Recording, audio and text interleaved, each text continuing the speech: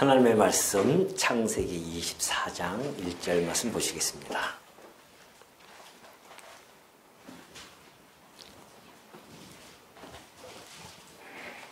창세기 24장 1절부터 9절까지 우리 한번 교독을 하도록 하겠습니다. 아브라함이 나이가 많아 늙었고 여호와께서 그에게 범사에 복을 주셨더라.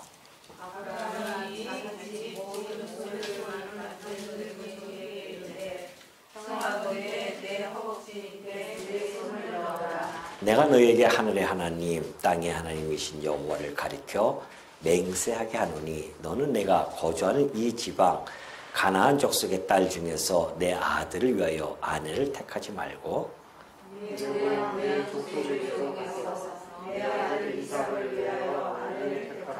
종이 이르되 여자가 나를 따라 이 땅으로 오려고 하지 아니하거든 내가 주인의 아들을 주인이 나오신 땅으로 인도하여 돌아가리까?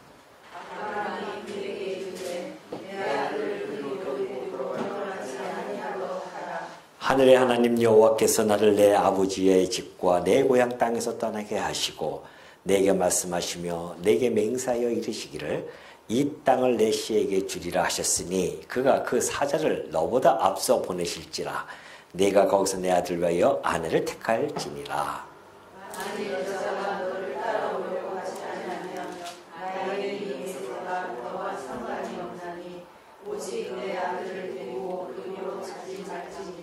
그 종이 이에 그의 주인 아브라함의 허벅지 아래에 손을 놓고 이 일에 대하여 그에게 맹세하였더라.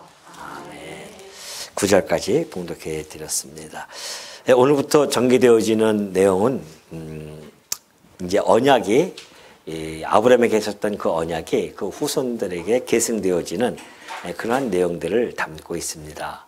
특별히 오늘 24장은 그 언약을 계승할 그 이삭과 그리고 리브가의 결혼 이야기가 담겨져 있습니다. 근데 이 24장이요, 무척 깁니다. 다른 데 보면 한 20장, 30장, 뭐 이 정도, 길면 한 40장 정도에서 되어지는데, 24장은 67절까지 기록되어졌어요. 그런데 그 내용은 이삭이 리브가와 결혼하는 그런 내용입니다. 어떻게 보면은 이제 이삭 결혼에 대한 이야기, 지금부터 4,000년 전 이야기 아닙니까? 그 4,000년 전에 이삭과 리브가가 결혼하는 이야기가 도대체 뭘 그리 중요하길래 이렇게 긴 장을 할애해서 이렇게 성경에 기록하여 우리로 하여금 이 오후 시간에 지금 뭐 밥도 열심히 잘 식사도 하시고 잘 하셨고 뭐 차도 잘 마셨고요.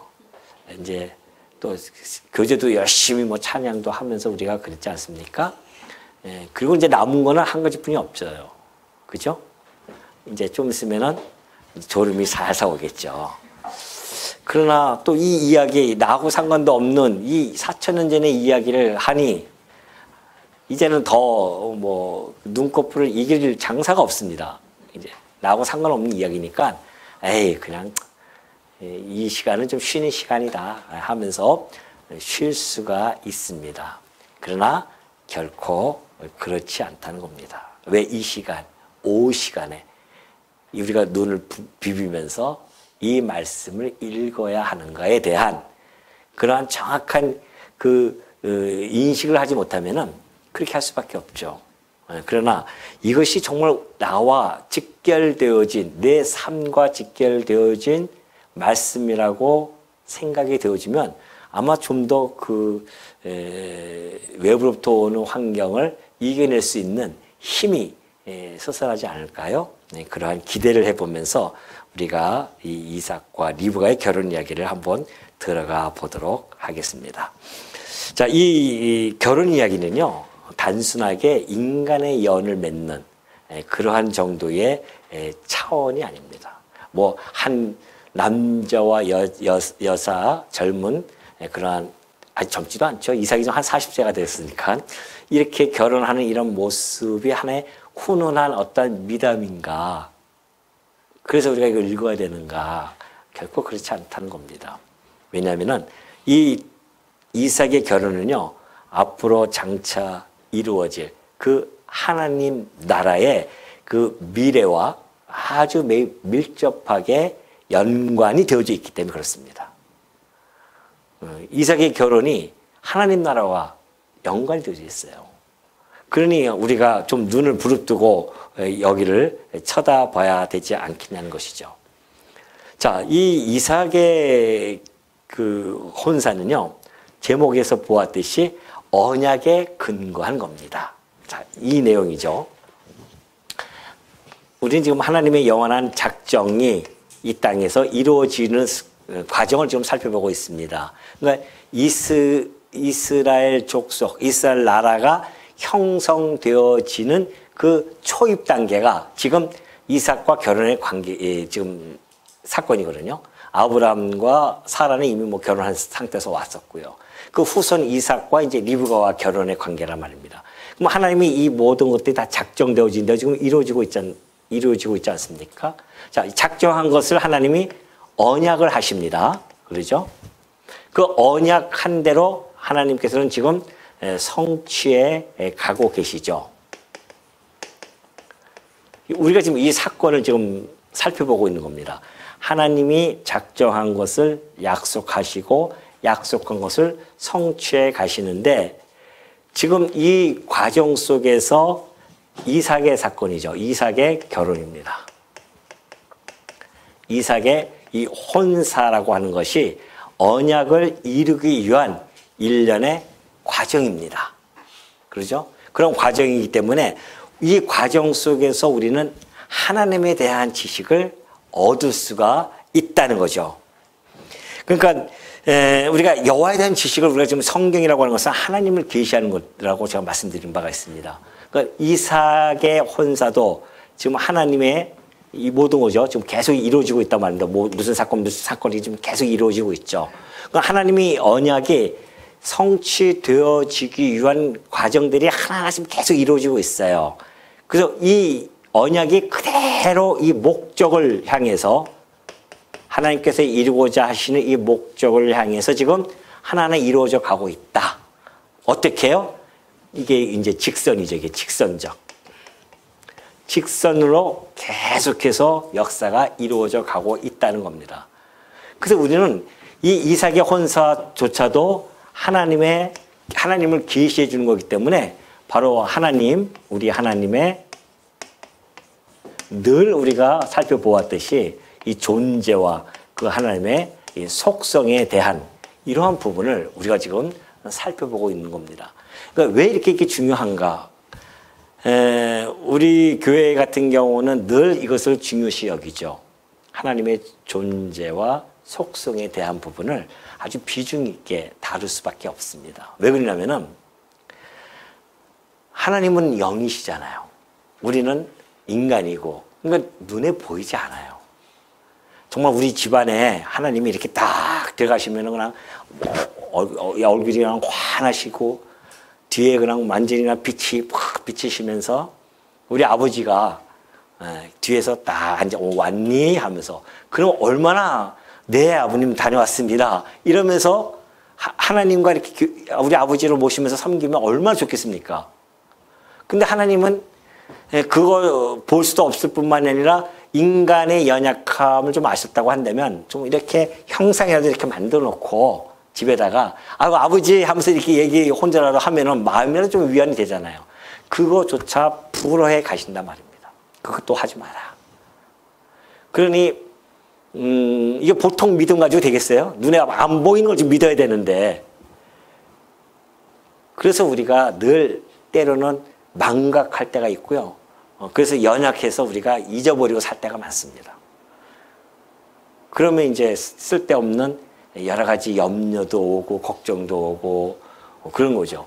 아니 우리 아버지가 만약에 집에 있다고 하면 여러분 염려 안 할걸요? 그 아버지가 근데 이 전능자시잖아요.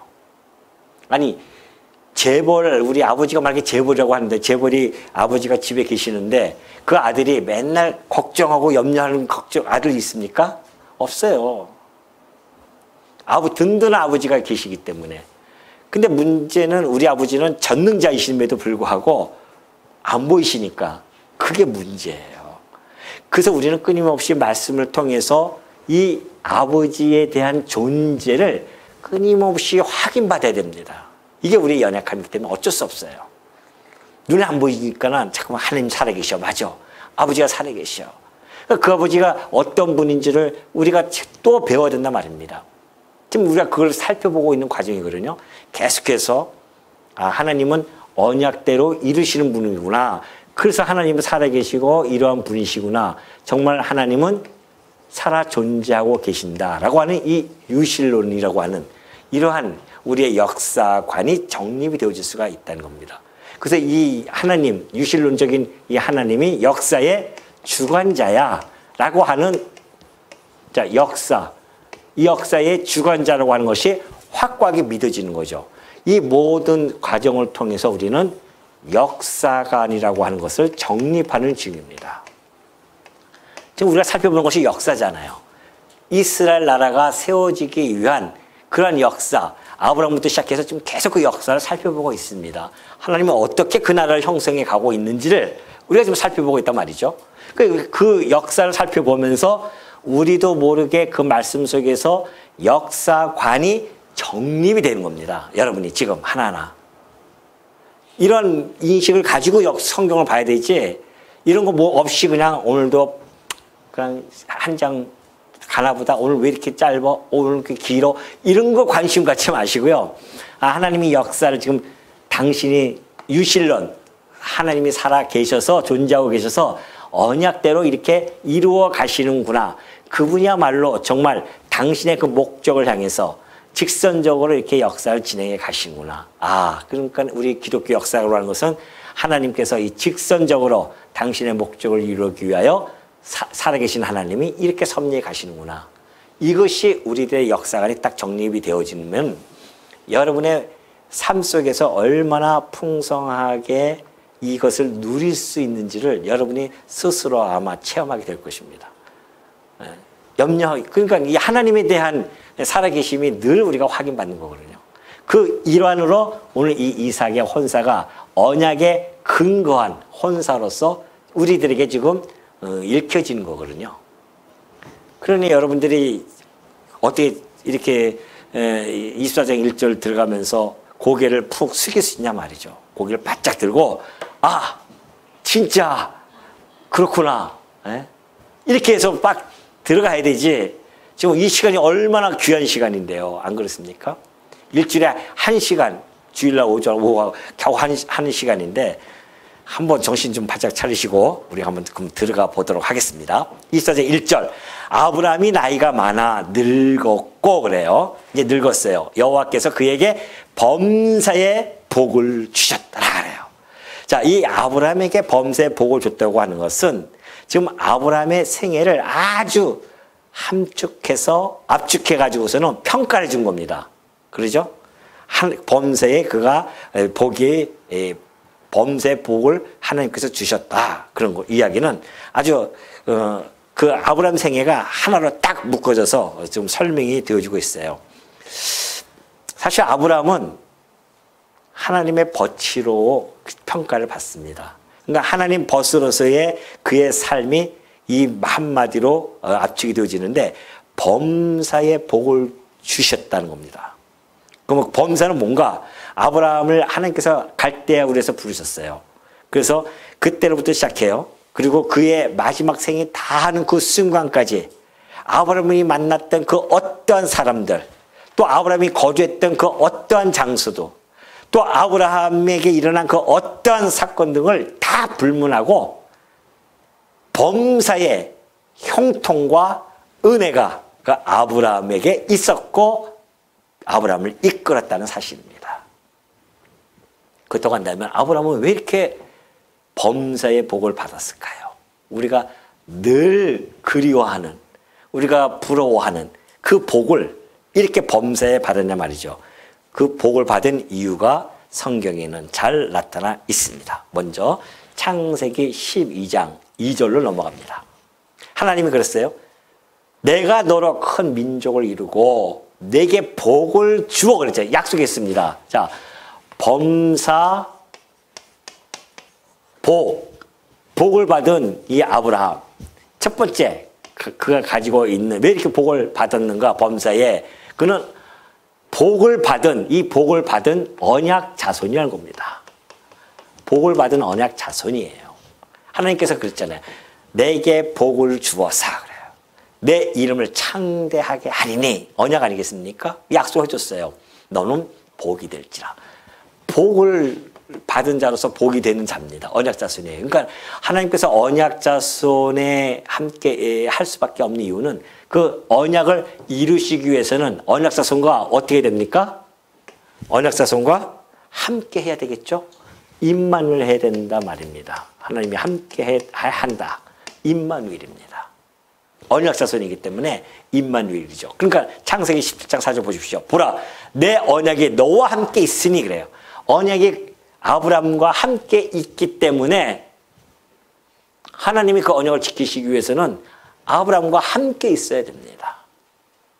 근데 놀랍게도 아브라함이 그것을 신앙적 고백으로 한 게 아닙니다. 창세기 21장 22절 보니까 그때 우리 살펴본 내용 아닙니까? 저 블레셋에 아비멜렉이 있었습니다. 그 군대 장관 비골도 왔었어요. 아브라함에게 와서 뭐라고 이야기합니까? 내가 무슨 일을 하든지 하나님이 너와 함께 계시도다 그러잖아요. 가만히 보니까 네가 무슨 일을 하든지 범사에 무슨 일을 하든지 하나님이 너와 함께하고 계시더라. 그게 뭐예요? 범사에 네가 복을 받았다는 거 아니겠어요? 너무 잘나타나지 않습니까? 이방인의 입을 빌려서 전달해 준 거예요. 또 하나 이유가 있습니다. 또 하나 이유는 아브라함이 복 이것도 있지만 근본 이게 근원이지만 또 두 번째는 아브라함이 하나님의 말씀에 뭐예요? 순종을 하는 자였었습니다. 말씀하는 순종이 있었어요.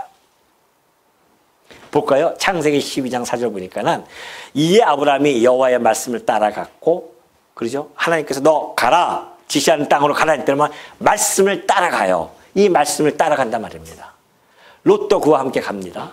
또 이 18절 보니까 내 씨로 말미암아 천하 만민이 복을 받으리라. 이는 내가 나의 말을 준행하였음이라 그래요. 무슨 말이에요? 이삭을 바치라고 했더니만 그 말씀대로 순종해서 이삭을 바쳤어요. 그러니까 그 이후에 나의 말을 네가 준행하였기 때문에 천하 만민이 복을 받을 것이야. 그러니까 아브라함은 철저하게 말씀을 순종하는 자였습니다. 그래서 범사에 뭘 받았다? 복을 받은 겁니다. 그럼 여러분들 범사에 복 받으려면 어떻게 되겠습니까? 여러분 한번 좋은 복 한번 보여드릴까요? 여러분이 가장 꿈꾸는 복 제가 하나 보여드릴게요. 신명기 28장 2절입니다. 하나님께서 율법을 통하여서 이스라엘 백성에게 전해줍니다. 네가 내 하나님 여호와의 말씀을 어떻게 해요? 청종하면 그 말씀을 하나님 하시면 그 이르는 대로 잘 쫓아 듣고 쫓아 행하면 이 모든 복이 내게 임하여 내게 이를 것인데 성읍에서도 복을 받고요. 들에서도 복을 받고. 여러분 이건 다 외우고 계시죠? 아직도 못 외우고 계셔 이거? 다 알잖아요. 이 정도는요. 내 몸의 자녀와 내 토지 소산과 내 짐승의 새끼와 소와 양의 새끼가 복을 받을 것이며 내 광주리 떡반지 그릇이 복을 받을 것이며 너무나 잘 알고 있는 들어가도 복 나가도 복. 뭐 얼마나 신납니까 이거 할 때. 막 여기 읽을 때는 막 신나해요. 왜? 근데 이거는 까맣게 잊어버리고 그냥 복 받는 것만. 말씀을 어떻게 해요? 청종하며. 여호와 아브라함처럼 그렇게 아브라함이 이 복을 받았잖아요. 진짜 들어가도 복, 나가도 복. 누이라고 속여도 복. 안 그래요? 그 복을 다 받았어요. 전쟁터 나가도 복. 그러니 범세의 복을 받은 겁니다. 그러나 이 말씀 내가 여기에만 적었죠. 뒤에는 무슨 말씀인지 아시죠? 네가 하나님의 말씀을 청종하지 아니하면 성읍에서도 저주를 받고 들에서도 저주받고 뭐 들어가도 저주 나가도 저주를 받을 것이다. 이 뒤편이 있어요. 여러분이 또 혹시 점심 때 드신 것이 체할까 봐 제가 뒤에 편을 안 적었어요. 요거 복만 얘기했어요. 복만. 그러니까 아주 기분이 좀 좋아지지 않습니까? 맞아. 내가 하나님 말씀 들으면 참 복을 받는구나. 근데 여러분 놀라지 마십시오. 여러분 이 복을 받았다니까요. 에이 목사님 택도 없습니다. 내가 어떻게 이런 복을 받았습니까 지금. 예? 이 복은 나하고는 상관없는 로또입니다. 로또 그래 이게. 안 맞아도 전혀 안 맞아요? 이게? 이 복이? 아니에요. 이 아브라함 복은 현세적입니다. 모형적이에요. 그러니까 모형적이고 현세적입니다. 그래서. 그리고 육체적일 수밖에 없습니다. 하나님이 이 복을 이렇게 아브라함에게 주신 것은 모형적으로 보여준 겁니다. 그러면 성도가 하나님의 말씀을 순종할 성도, 여러분이 하나님의 말씀을 순종했어요? 안 순종했어요? 순종했어요? 안 순종했어요? 가슴에 한번 이렇게 한번 아까 얘기해 보십시오. 순종했습니까? 순종 안 했습니까? 대답을 안 하시네요? 순종했어요. 예, 예, 맞습니다. 예, 정확하게 꿰뚫고 계시잖아요. 우리가 말씀을 순종했어요. 하나님을 하나님 보내신 예수 그리스도를 믿었단 말입니다. 그 말씀을 우리가 순종한 거야. 맨날 뭐 도덕적으로 그거 생각하지 마시고 제발 좀. 하나님 여러분이 이만한 어떤 뭐 도덕적으로 윤리적으로 좀 한 것들 갖다가 하나님이 맨날 그냥 개패듯이 패시겠어요? 우리 하나님 그런 하나님이 아니라니까요. 배웠잖아요, 우리 하나님이. 나는 그런 거 용서해줘도 내가 노하지도 않고, 네 죄과가 동에서 서울처럼 먼 것처럼 내가 다 그렇게 해주겠다. 우리 하나님이 얼마나 통이 크신 분이신데, 당신의 자녀 그 못된 거, 여러분도 자녀 키워보시면 알겠지만 자녀들 못된 거, 잘못한 거 있으면 그냥 맨날 가서 두들겨 팹니까? 정말 참다가 하는 거지. 마찬가지입니다. 그래서 우리들에게 예수 그리스도의 말씀, 그리스도를 믿는 자들에게는 어떤 복을 주신지 아십니까? 찬송하리로다. 에베소서 1장 3절입니다. 하나님 곧 우리 주 예수 그리스도의 아버지께서, 예수 그리스도의 아버지면 곧 우리 아버지 아니십니까? 그가 그리스도 안에서 받아요. 말씀을 우리가 순종해서 그리스도를 믿었더니만 그리스도 안에서 우리에게 복을 주시는데요. 하늘에 속한 모든 신령한 복이 다르잖아요. 육체적이고 현실적인 것이 아니죠. 모형적인 것이 아니기 때문에 그래요. 실체적인 거예요. 그리고 신령한 복입니다. 근데 그 신령한 복이 무슨 복이요? 모든 범세 모든 복. 아까 아브라함에게 주셨던 복도 하지만 그 신명기에 나왔던 그 복, 그 모든 복을 주시는데 그 우리의 복은 신령한 복입니다. 그 복 하나하나 그걸 세다가 못 세가지고서는 찬송을 지었잖아요. 너희가 받은 복을 세어보아라. 예? 세어보라 말해요. 지금 받은 복을. 생각이 안 나요? 받은 복이? 난 집도 없는데? 나는 맨날 좀 그렇게 생각하지 마십시다, 우리. 이 썩고 쇠할 것에 주목하지 마시고, 하늘에 속한 복에 우리 복은 하늘에 속했어요. 진동하지 아니할 복이란 말입니다. 이 세상은 진동하면 다 없어질 것들이지만, 진동하지 아니할 모든 신령한 복. 피부에와 닿지 않습니까? 이게 피부에와 다 와 닿아야 됩니다. 이 신령한 복, 내가 어쩌자고 이런 신령한 모든 하늘에 속한 모든 복을 다 받았냐 말이죠, 이게. 이 복을. 그러니 우리가 성도가 살아가면서 금기어가 하나 있습니다. 금기어. 그 금기어가 뭘까요? 이 복과 연관되어져서 복과 연관되어져서 금기어. 기억이 안 나요? 여러분 자주 사용하실 텐데. 아이고, 난 지지리도 뭐예요? 예? 아유, 지지리 복도 없어, 나는. 남편 복도 없고, 아내 복도 없고, 뭐 자식 복. 그거 하지 말자고요. 그 금교예요, 성도에게는. 하늘의 모든 신령복을 다 받은 사람이 시시하게 이 세상 것 가지고서는 그것 때문에 마음이 흔들려서야 되겠냐 말이죠.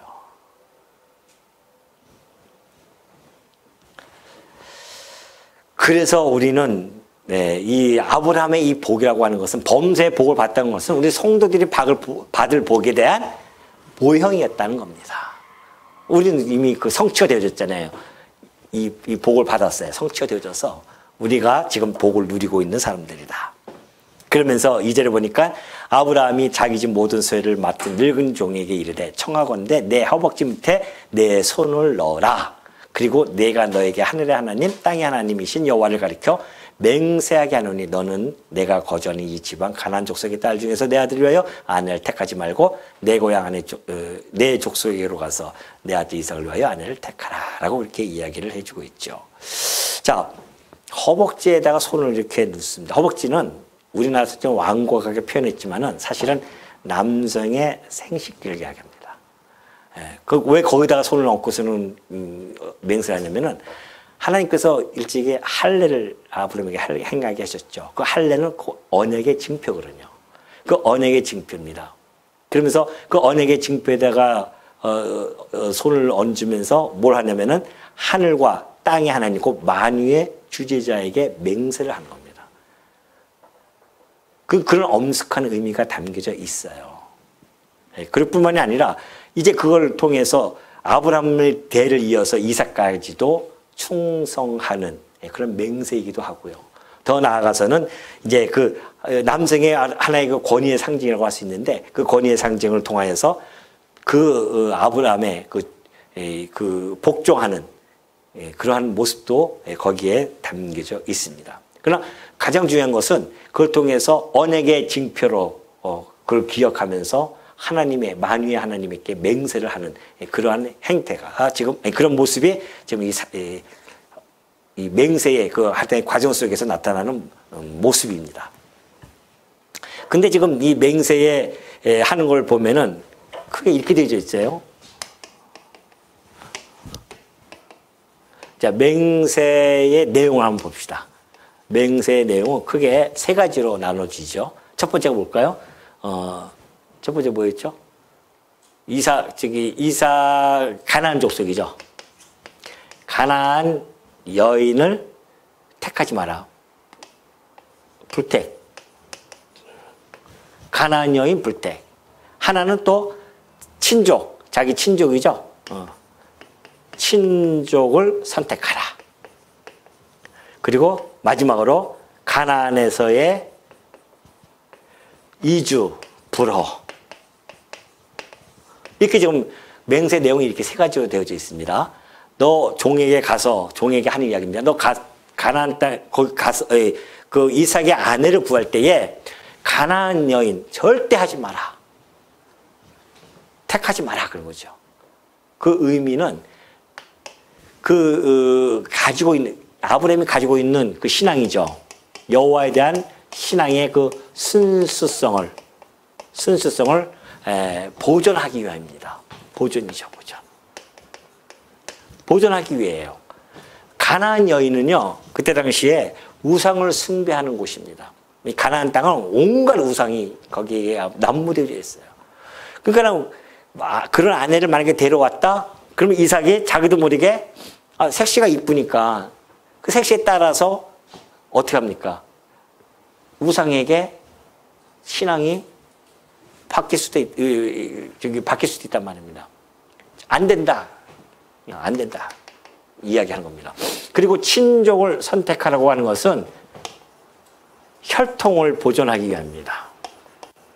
다시 말해서 셈의 하나님이라고 했잖아요. 그 셈의 하나님, 그래서 셈족 가운데 특별히 친족을 선택해서 혈통을 보존해야 된다.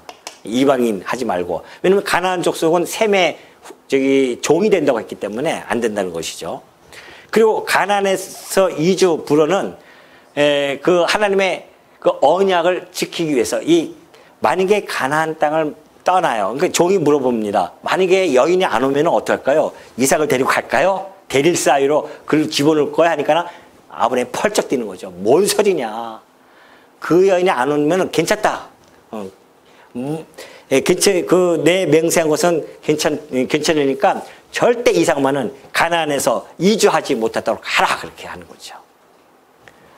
이 가나안을 만약에 그가 메소포타미아 지역 가면은 가나안 지역보다 메소포타미아 지역이 훨씬 더 뭐예요? 문명이 발달되어 있잖아요. 그러면 이삭이 그거 보고 눈이 어떻게 될까요? 이렇게 휘둥그레지는 거죠. 메소포타미아에서 눌러 앉아 있게 되어지면 언약을 계승할 수가 없습니다. 그래서 언약 계승을 위해서예요. 언약 계승. 언약 계승을 위해서는 절대 가나안 땅을 떠나지 못하도록 가라 그런 거죠.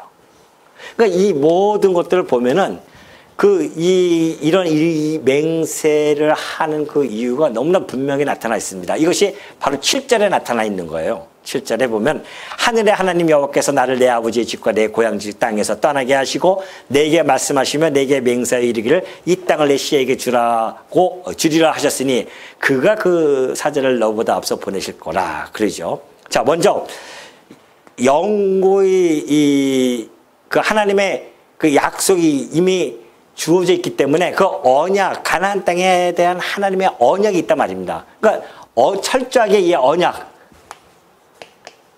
언약의 근거에서 아브라함은 이 세 가지를 종에게 조건을 제시한 겁니다. 우리에게는 가나안 땅을 하나님이 주신다고 했단 말이다. 그리고 하나님께서 나를 그 메소포타미아 지역, 그 갈대아 우르, 하란 이곳에서 날 부르셨다. 그 이야기는 영구히 나는 그쪽으로 돌아갈 수가 없다. 하나님이 이 땅을 주셨기 때문에 나는 그 땅을 돌아갈 수가 없어. 그러한 소명의식이 그에게는 철저하게 있는 겁니다. 소명의식이 있는 거예요. 하나님 날 그냥 부르신 게 아니라 또 이 메소포타미아 지역으로 갈대아 우르 지역으로 나를 보내려고 날 부르는 건 아니다. 나는 뼈를 묻어도 이곳에서 묻어야 된다. 왜? 하나님이 이 땅을 주신다고 약속했기 때문에. 이런 소명의식이 아주 강렬합니다. 그러니까 이 조건을 내시는 겁니다.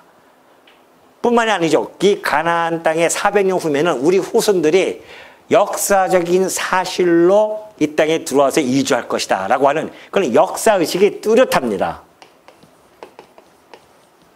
역사의식이 뚜렷했었어요. 그러니까 아브라함은 이러한 언약의 근거, 소명의식, 역사의식에 의해서 세 가지 조건을 딱 들고서는 맹세의 내용을 하게 한 겁니다. 그러니까 이것이 바로 언약에 근거하지 않고서요. 아브라함이 이렇게 철두철미하게 종에게 이런 이야기를 해줄 수가 없는 거죠. 그래서 거기 7절의 후반절 보면 그러잖아요. 이 땅을 내 씨에게 주리라 하셨으니 그가 그 사자를 너보다 앞서 보내실 줄 알아요. 핵심이 여기 있습니다. 엄밀히 따지면 종에게 가가지고서는 종에게 지금 이런 이야기를 하는 겁니다. 너 가서 이삭의 아내를 좀 택하라. 이 이야기가 아니에요. 이미 누가 준비해 줬다고요? 하나님이 준비해 줬다. 너는 가서 데려오기만 하면 되는 거예요. 미리 다 정한 자를 데려오는 겁니다. 찾아오는 겁니다. 하나님의 언약을 누가 이루시어요? 하나님이 이루어 나가신단 말입니다. 그럼 이삭의 혼사도 하나님이 이루어 나가신다는 이야기예요. 그래야 당신이 살아계시고 어떤 분인 줄을 역사 속에서 드러내 주시기 때문에.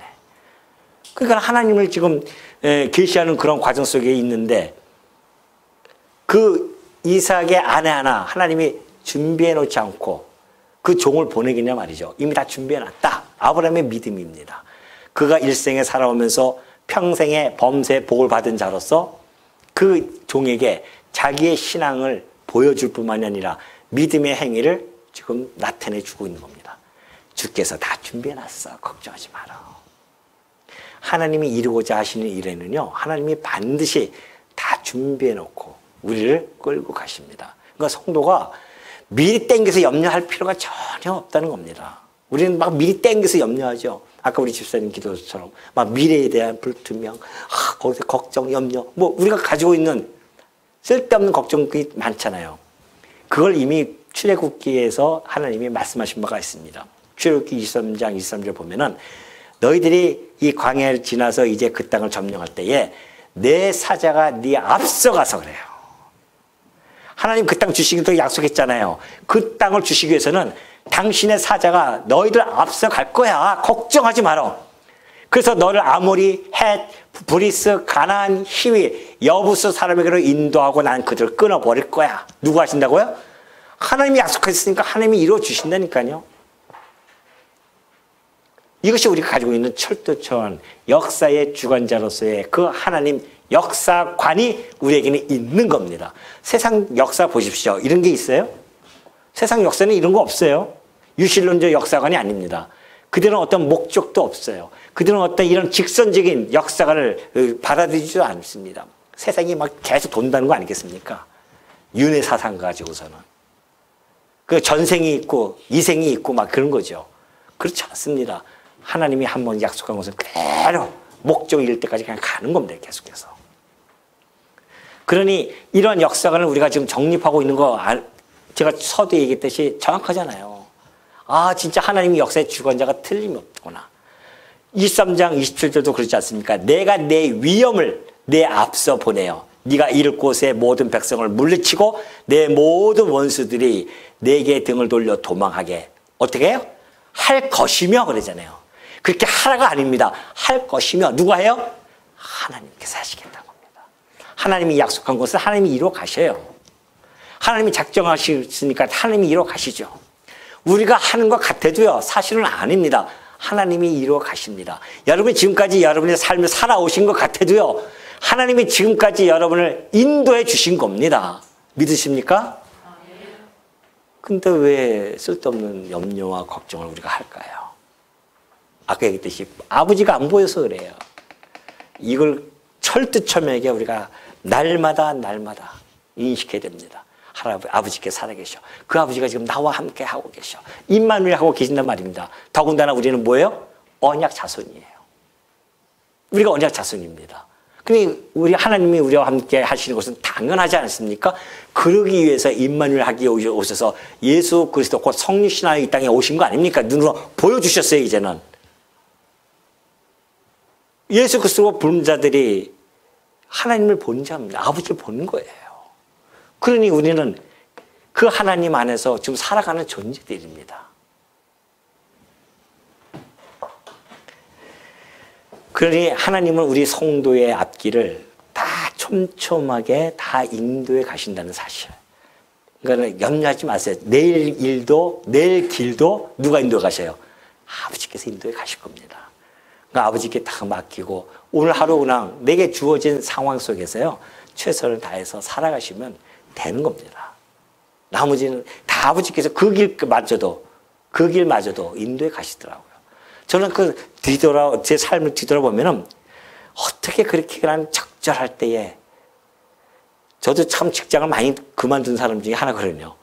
근데 그 모든 과정이 하나님의 나 되게 만드시는 그런 과정이었어요.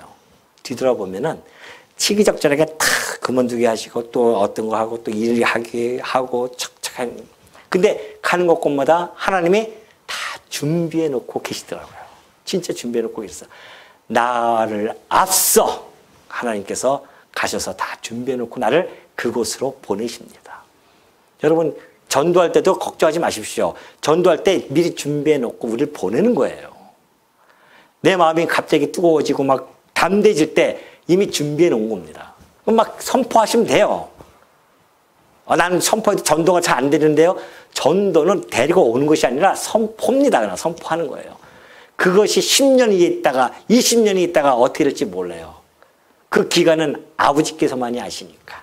성령께서 작동하시는 거예요. 그거는. 우리는 우리 할 때만 선포하는 거죠. 그러니까 우리의 미래도 마찬가지고 하나님이 다 준비해놓고 우리를 지금 끌고 가신다니까요. 다만 우리가 욕심으로 우리의 눈앞을 바라보지 못하고 이것이 하나님의 섭리인지를 못하고 하나님의 총체적인 그 역사관을 우리가 습득하지 못하면은 부분적인 그 역사 속에서 내 부분적인 삶 속에서 하나님을 자꾸 놓친단 말입니다. 내 부분적인 삶에 함몰되어지면 하나님을 놓칠 수밖에 없죠.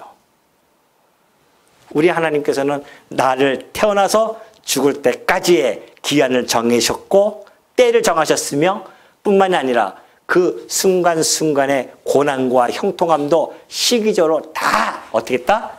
작정해 놓고 내가 써야 할 모든 필요한 것들을 이미 X 이론까지도 다 어떻게 했다? 네?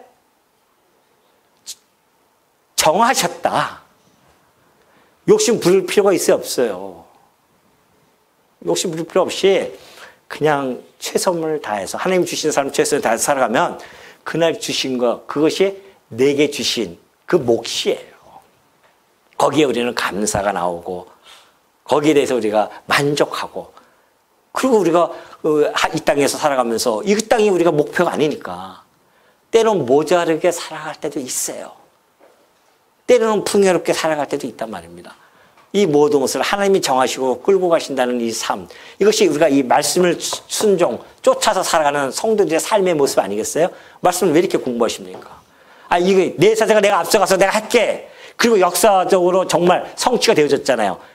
가나안 땅, 그 강력한 가나안 땅을 그 조문애기들이 들어가서 그 가나안 땅을 점령하지 않습니까? 왜? 하나님의 사자가 앞서가서, 하나님의 위엄이 앞서가서 그 모든 걸 다 평정하고, 그렇게 해서 그 땅을 약속한 대로 그 가나안 땅을 주신 거 아니겠냐 말이죠. 그거는 우리가 이 말씀을 왜 읽어요? 이것은 까만 건 글씨고 하얀 거는 종이구나, 이렇게 하면 읽어요? 믿어야 될 거 아닙니까? 믿어요. 믿으면 믿음대로 된다니까요. 믿는 겁니다. 맞다. 아버지께서 내 삶을 나보다 먼저 앞서가서 다 준비하고 날 미래를 끌고 가시는구나. 아버지께 맡깁니다. 오늘 내가 아무 쓸데없는 걱정하지 않습니다. 오늘 즐겁고 행복하게 하나님의 나라가 임한 것처럼 의와 희락과 평강을 누리시는 주의 백성들이 되어주시기를 당부드립니다.